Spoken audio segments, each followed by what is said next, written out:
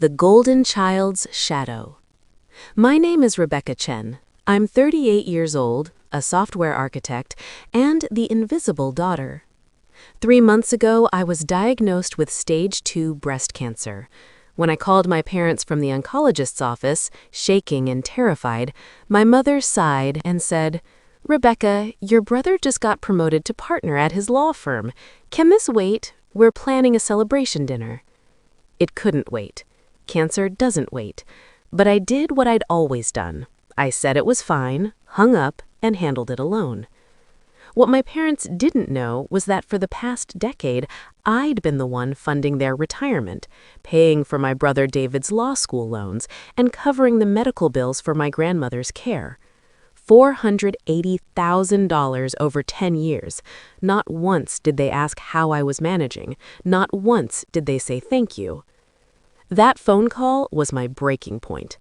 I canceled every automatic transfer, blocked their numbers, and made a decision that would shatter the family's carefully constructed illusion. 2 weeks later, my mother showed up at my door, and what she said changed everything. Before I tell you what happened next, please take a moment to like and subscribe if you're enjoying this story. Drop a comment about where you're watching from. I love hearing from you all. Let me take you back to the beginning. Growing up in the Chen household meant understanding your place in the hierarchy. David was 3 years younger than me, charming, athletic, everything my immigrant parents had dreamed of in a son.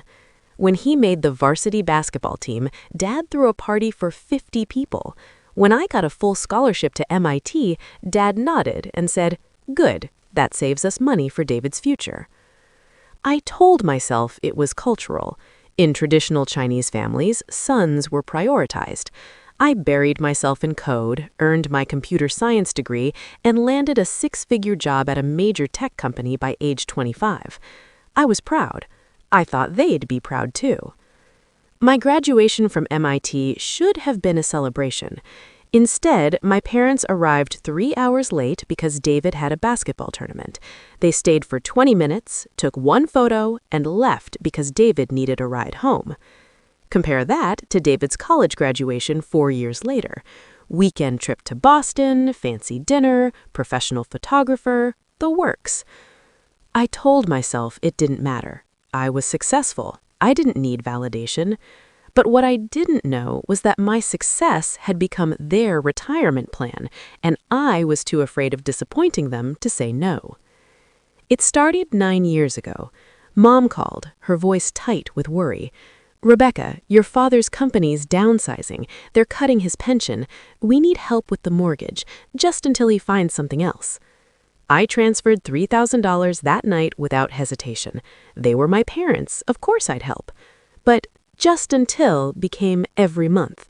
The mortgage became their property taxes, then their car payments, then David's law school tuition, because he's going to be a lawyer, Rebecca. Think of the family honor. When David graduated law school and moved into a luxury apartment he couldn't afford, guess who covered his rent for the first 2 years? When my grandmother needed a hip replacement and the insurance wouldn't cover it all, guess who paid the $40,000 difference? I kept a spreadsheet. I don't know why. Maybe I needed to see it to believe it was real. 10 years. $480,000. I never asked for acknowledgement. I never expected praise. But I also never expected to be treated like an inconvenience when I got a cancer diagnosis. The diagnosis came on a Thursday. I'd found the lump 3 weeks earlier during a self-exam. The mammogram led to an ultrasound, then a biopsy. Sitting in Dr. Morrison's office, watching her face as she delivered the news, I felt the world tilt. "Stage 2 invasive ductal carcinoma," she said gently. "We caught it relatively early, but we need to move quickly. Surgery, then likely chemotherapy and radiation." I sat there, 38 years old, successful, independent, and completely alone. My hands shook as I called my parents from the parking lot. Mom answered on the 4th ring. "Rebecca, make it quick, we're busy." "Mom, I just left the doctor. I have breast cancer." Silence. "Then what stage?"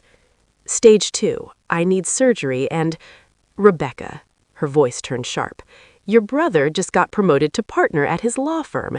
Can this wait? We're planning a celebration dinner." It couldn't wait. Cancer doesn't wait. But I did what I'd always done. I said it was fine, hung up, and handled it alone. What my parents didn't know was that for the past decade, I'd been the one funding their retirement, paying for my brother David's law school loans, and covering the medical bills for my grandmother's care. $480,000 over 10 years. Not once did they ask how I was managing. Not once did they say thank you. That phone call was my breaking point. I canceled every automatic transfer, blocked their numbers, and made a decision that would shatter the family's carefully constructed illusion. 2 weeks later, my mother showed up at my door, and what she said changed everything. And when I needed them, I wasn't even worth rescheduling a dinner. I opened my banking app and canceled every automatic transfer. All of them. Then I blocked my parents' numbers. My brother's too. There were no tears, no dramatic moment, just a quiet certainty that I was done being invisible. The surgery was scheduled for 3 weeks later. Lumpectomy followed by lymph node removal. Dr. Morrison referred me to an oncologist who mapped out my treatment plan: 8 rounds of chemotherapy, then 6 weeks of radiation. I went to every appointment alone. I drove myself to surgery, checked myself in, and when I woke up in recovery, a nurse named Patricia held my hand because no one else was there. "No family?" she asked gently. "I have family," I said. "They're just busy." Patricia squeezed my hand. "Then I'll be your family today." I cried for the first time, not because I was alone, but because a stranger showed me more kindness in 5 minutes than my family had in 38 years. 2 weeks post-surgery, as I was managing my drains and trying to work from home, my phone rang from an unknown number. I almost didn't answer, but something made me pick up. "Rebecca?" My father's voice, tight with anger. "What the hell did you do?" "Dad?" "The mortgage payment bounced. The bank called. What happened?" I closed my laptop. "I canceled the automatic transfer." "You what?" "Rebecca, you can't just... We have bills to pay." "So do I. I have cancer, Dad. Stage 2 breast cancer. Surgery bills, oncology appointments, chemotherapy starting next month." "Yes, your mother mentioned that, but Rebecca, we're talking about our house. We could lose our house." The words hung in the air between us. "You could lose your house," I repeated slowly. "That's what you're calling about? Not to ask how I'm feeling after surgery, not to apologize for missing it. You're calling because the money stopped." "Don't be dramatic. You've always been the responsible one. You can handle your medical bills. You have good insurance. But we're on a fixed income." "Fixed income?" I laughed, and it came out bitter. "Dad, I've been paying your mortgage for 9 years. I paid David's law school tuition. I paid for Grandma's hip surgery. I've given you almost $500,000, and you didn't even come to my surgery. We had David's celebration." "I don't care about David's celebration. I have cancer, and you couldn't be bothered to show up for me. Not once in 38 years have you shown up for me the way you show up for him." "That's not fair, Rebecca. David is..." "David is what? More important? More worthy? Tell me, Dad, what is it about him that makes him worth everything, and me worth nothing?" Silence. "The transfers are done," I said quietly. "All of them. Figure it out yourself." I hung up. My phone exploded with calls and texts over the next 24 hours. My mother crying about how could I abandon them, my brother furious that I'd destroyed the family, aunts and uncles I barely spoke to, lecturing me about filial piety and family obligation. I blocked them all. The only person I didn't block was my grandmother. She called 3 days later, her voice frail but sharp. "Rebecca, your mother tells me you've cut them off." "I have." "Because of the cancer?" "Because they didn't care about the cancer." She was quiet for a long moment. "Your mother is very upset." "I know." "Good." Her voice turned fierce. "She should be. I didn't raise her to be this way. I'm ashamed of her." Tears sprang to my eyes. "Grandma, I'm 87 years old. I don't have time for nonsense anymore. You did the right thing. They took advantage of you for years, and I didn't see it until now. I'm sorry, Bao Bao." The Mandarin endearment broke something in me. I sobbed into the phone while my grandmother made soothing sounds. "Come see me when you're feeling strong enough. We'll have tea and I'll tell you stories about your grandfather. He would have been proud of you." "Thank you, Grandma." After we hung up, I felt lighter than I had in years. Chemotherapy was brutal. 8 rounds every 2 weeks, poison dripped into my veins to kill the cancer cells and everything else in its path. I lost my hair, my appetite, my energy. Some days I could barely get out of bed. But I wasn't alone. Patricia, the recovery nurse, gave me her personal number. She said, "Text me anytime, day or night." My colleague Sarah drove me to appointments when I was too weak to drive myself. My neighbor, Mrs. Rodriguez, brought homemade soup every week. My boss gave me flexible hours and never once made me feel guilty for taking time off. Strangers showed me more love than my own family ever had. 3 months into treatment, my grandmother called again. "I'm having a birthday party next month, my 90th. I want you there." "Will they be there?" I didn't need to specify who. "Yes, and I have some things to say to them." My stomach clenched. "Grandma, you don't have to—" "Grandma," her voice was steel, "I've been silent for too long. It's time for some truths to come out." The party was at my uncle's house, a sprawling ranch-style home in the suburbs. Cars lined the street. The whole family was there. I wore a wig, carefully applied makeup to hide the pallor from chemo, and a smile I didn't feel. Lily, my best friend from college, came with me for moral support. "You sure you want to do this?" she asked as we walked to the door. "No, but Grandma asked." Inside, the noise hit me first. Laughter, conversation, children running. Then I saw them. My parents stood near the fireplace, looking older than I remembered. My mother's hair had gone completely gray. My father looked tired, diminished somehow. David appeared, all false cheer. "Hey sis, long time no see. You look great." I didn't look great. I looked like someone who'd been poisoned for 4 months. "David." "Look, about everything that happened, I think there's been a misunderstanding. Mom and Dad said you were upset about some money stuff, but I'm sure we can work it out." "There's nothing to work out." "Come on, Rebecca, we're family. We don't let money come between us." "You're right. We shouldn't. But you did. For 10 years.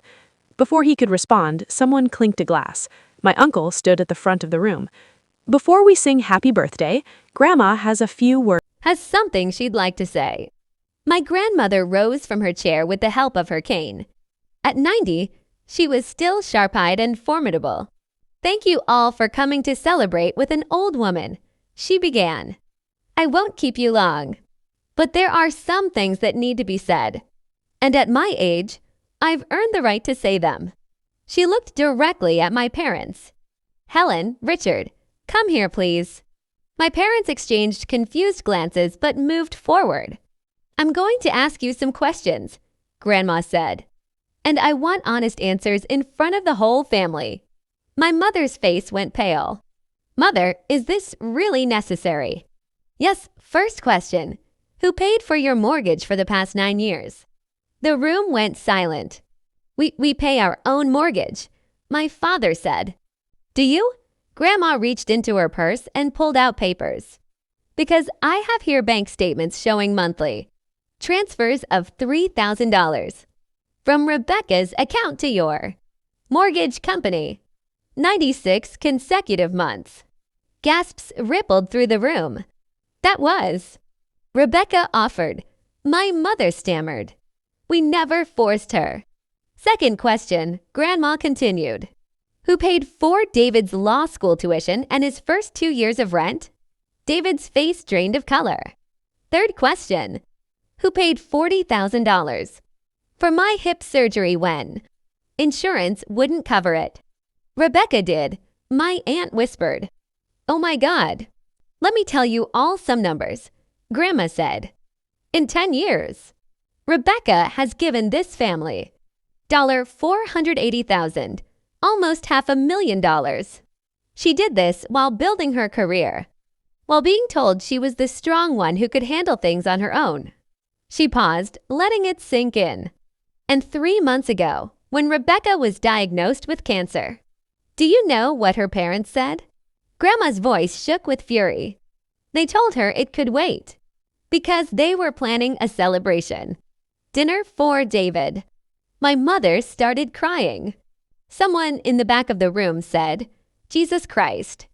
Rebecca had surgery alone, Grandma continued. She went through chemotherapy alone.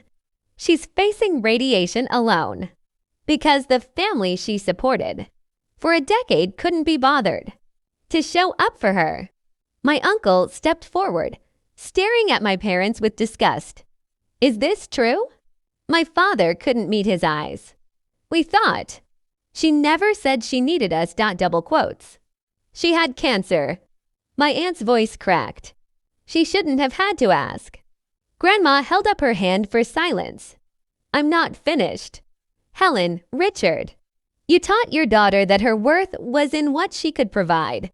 You taught your son that he deserved everything without earning it.